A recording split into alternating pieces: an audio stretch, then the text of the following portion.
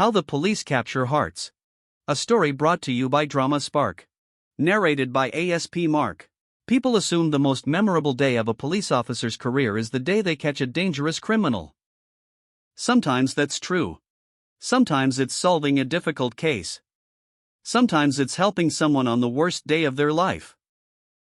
For me, the most unforgettable day started with a cup of coffee and ended with meeting the woman who would quietly change my life.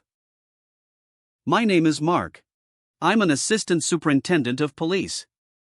I've spent more than a decade in law enforcement, leading investigations, managing teams, and reminding younger officers that every detail matters. Our work is demanding. Long hours. Unexpected emergencies. Plans change with a single phone call. You learn to stay calm, professional, focused. Romance wasn't exactly high on my priority list. Until Emma. It began when I was transferred to police headquarters to oversee several operational improvement projects. Part of my role involved working with different civilian departments: human resources, technology, training, communications, marketing. The last department wasn't one I expected to spend much time with. Until our first meeting. I walked into the conference room 5 minutes early. Only one other person was there. She was arranging presentation slides while balancing a coffee in one hand. Without warning, the coffee slipped. I caught it before it reached the laptop. She looked at me with wide eyes. That was impressive. I've had plenty of practice catching things before they become problems. She laughed. I suppose that's part of the job.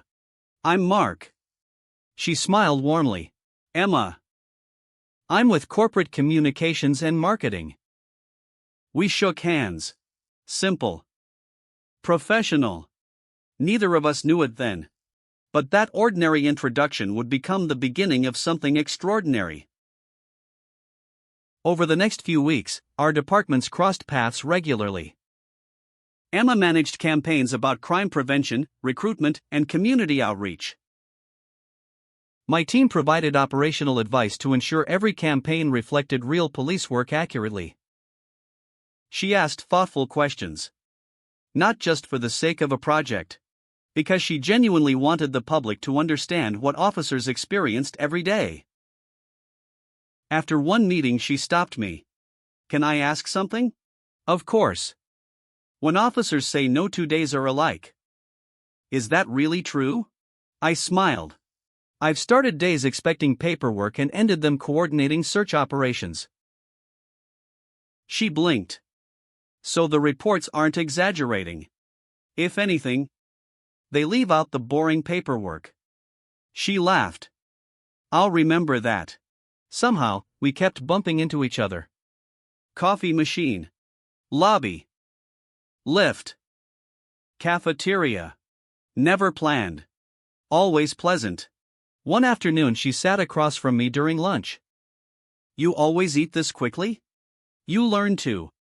She looked puzzled. Why? Because sometimes lunch gets interrupted. Almost on cue, my phone rang. She pointed at it. You planned that. I wish I had. Months passed. We became friends. Nothing more. At least. That's what I kept telling myself. One evening we were both still working late. Most of the building had emptied. Emma walked into the pantry carrying 2 mugs. I made too much tea. You accidentally made exactly 2 cups? She smiled. Maybe. We stood by the window overlooking the city lights. It was unusually quiet. I never asked, she said. What made you join the police? I thought for a moment. I wanted to make someone's worst day a little less frightening. She nodded slowly. That sounds exactly like you. What about you? I've always believed stories matter. She looked out over the skyline. If people understand what officers really do, they'll trust them more. That answer stayed with me. Around that time I began to notice something. Emma always kept a respectful distance. Never lingered unnecessarily. Never invited speculation. One afternoon she finally admitted why. Mark, can I ask something a little awkward? Go ahead. If she hesitated. If colleagues started gossiping, would that create problems for you? I understood immediately. You mean because I'm a police officer? She nodded. I don't ever want to make your career difficult. I smiled. Thank you.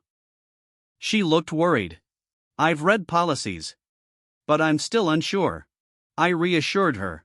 You're part of the civilian communications team. You're not a sworn police officer. We still need to act professionally at work. But there's nothing inappropriate about two people getting to know each other outside the office. She let out a quiet breath. I've been worrying about that for weeks. I know. How? You've been avoiding walking out with me after meetings. She covered her face. Was I that obvious? A little. I wasn't avoiding you. I was trying to protect your reputation. That was the moment I realized something. Emma wasn't thinking about herself. She was thinking about me. A few days later, I asked if she'd like to have coffee. Outside the office. She smiled. I'd like that. We chose a small cafe several MRT stops away from headquarters. Neutral ground. No uniforms. No meetings. No work. For the first time, we talked about everything except the police. Family. Travel. Books. Our favorite hawker stalls. The embarrassing hobbies we'd never admitted to colleagues. She laughed when I confessed I loved building model airplanes. I thought police officers spend weekends chasing criminals. Only on television. What do you really do? I lose tiny plastic parts under my sofa. She laughed so hard other customers smiled. From then on, we kept things simple. Saturday breakfasts. Sunday walks. Independent bookstores. Art exhibitions. Quiet cafes. Neither of us wanted office gossip. Not because we were ashamed. Because we valued what we were building. If colleagues asked whether we knew each other, we worked on projects together. Which was true. Everything else belonged to us. Eventually, a few close friends figured it out. Not because we told them. Because we smiled differently. One inspector pulled me aside. Mark. Yes? You seem happier. I am. Good. That was all he said. No teasing. No interrogation. Just genuine happiness. When Emma met my parents, my mother hugged her within 10 minutes. Later that evening, Mom whispered, "She's kind." I know. And she makes you laugh. I know. I've been waiting a long time to hear you laugh like that. Across town, Emma's parents welcomed me just as warmly. Her father shook my hand. I've always respected the police. Then he smiled. But today I'm happier to meet the man than the uniform. I never forgot those words. Almost 2 years after we first met, our departments completed a major community engagement campaign. It was a huge success. The commissioner thanked everyone involved.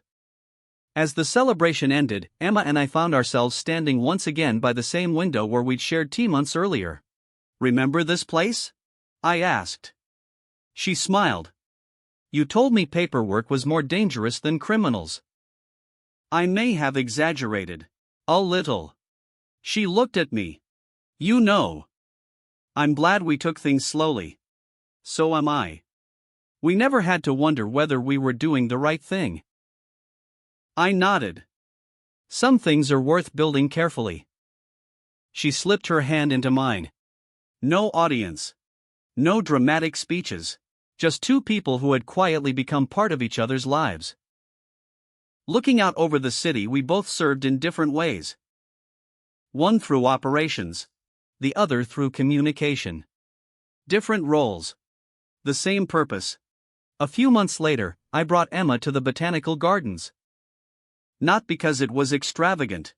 Because it was peaceful. The kind of place where we always felt most like ourselves. We walked until we reached a quiet lakeside bench. I stopped. She looked at me curiously. What is it? I smiled. You've spent years helping people see the human side of policing. She nodded. And you've reminded me that there's more to life than work. I reached into my pocket and opened a small velvet box. Emma. You've always worried about doing the right thing. So have I. I know one thing I'm absolutely certain about. I want every chapter after this one to include you. Will you marry me? Happy tears filled her eyes before she answered. Yes. Without a doubt, yes. As I slipped the ring onto her finger, I couldn't help smiling. People think my career has been defined by arrests, investigations, awards, promotions. They're all important. But the greatest thing I ever found wasn't hidden in a case file. It wasn't something I was assigned to investigate. It wasn't someone I was looking for. It was someone who quietly cared enough to protect my reputation before she ever held my hand. And that's how I knew I'd found someone worth spending the rest of my life with. This story is brought to you by Drama Spark and created by Pearl.